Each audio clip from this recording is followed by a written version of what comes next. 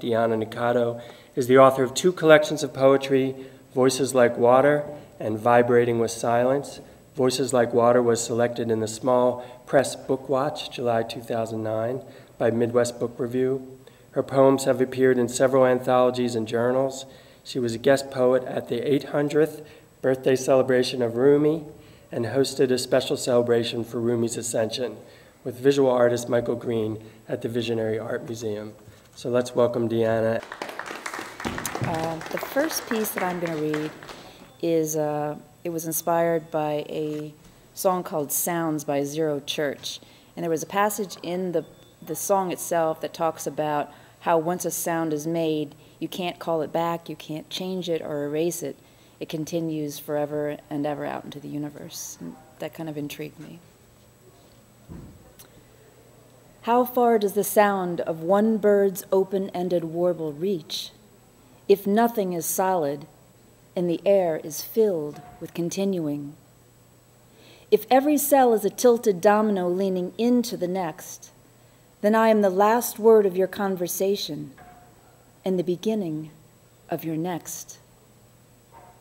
If memory were long enough to fill this presence, if the same invisible verb that whispers bloom to the rose and dawn to my eyes were a noun I could touch, if this ink in my pen is the breath of a child in his mother's love, then language is feeling, and words are hollow cups poured and pouring. And this invisible fear, the one that fits inside every separation, cannot cap this sky. Still, I count stars like breadcrumbs across every darkness, feeling the pressure of grace, outgrowing limitation, my future already turning inside the heart of one who holds me close, the one whose name secretly frames forever, the one who balances the clock I break between sunrise and sunset.